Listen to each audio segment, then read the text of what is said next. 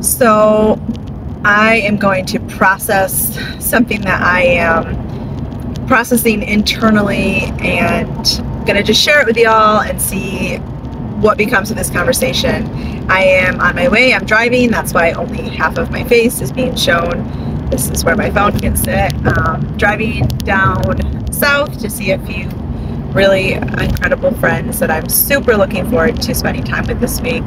But a couple weeks ago, I watched a show called, a documentary called Sins of the Amish. And it was, of course, like all documentaries, very eye-opening.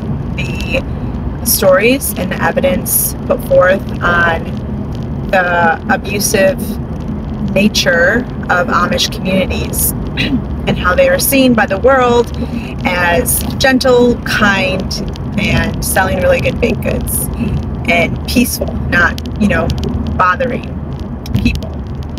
And I'm not saying that that's not true as well.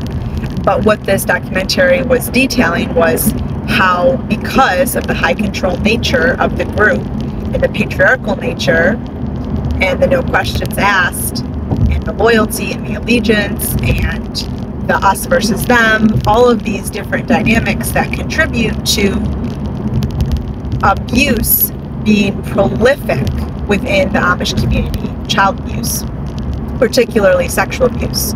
So anytime you repress part of humanity like sexuality in such a significant, drastic way, you'll have it come out sideways. I shouldn't say anytime, but that's just, a pattern. And because the men in these communities tend to have so much power, so much unchecked power, there is loads of child abuse within families, within the whole community, in different families.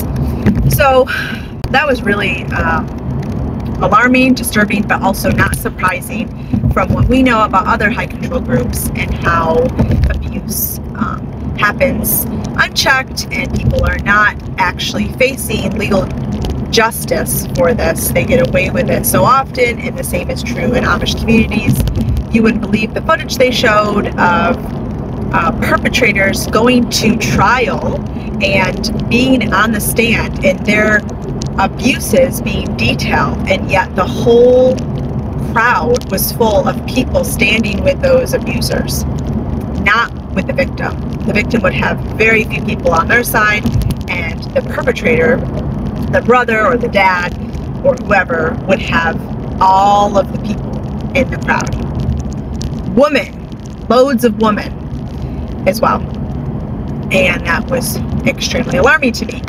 So anyways, I was just stopping at a store and ran into some Amish folks, and then got in my car and there was a buggy beside me, and a horse and buggy, and I was rethinking about those communities and what I learned in the documentary, and I just kind of felt triggered, to be completely honest, about the high control nature of it. And I was just trying to figure out, I actually called Luke and we got to chat about it a bit, of just like, how do we show tolerance and respect groups that have really harmful frameworks? And I don't really have the answers for that. I don't really know what that's supposed to look like. I mean, of course you can always respect the people and not the beliefs, but I think the other thing that I'm really just stuck on is, when are you responsible for not getting out? When are you responsible and complicit? And there's been systems for Luke and I that we've been a part of that we recognized were certain ways, and once we recognized it, we stepped out of them. And I feel like that is people's responsibility. Once your eyes are open and you see what a system is like, you don't turn a blind eye. Get out of it. Weaken it by you leaving. Don't continue to support it. You'll probably sense in my voice, I am definitely in an activated state and feeling a lot. So here is my raw side. But I think my question that I'm mulling around the most is, are you responsible if you don't see it? And if you don't see it, how do you get to a place where you can see it?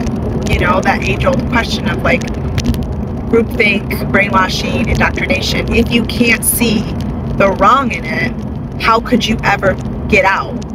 Take the steps that it would take to get out.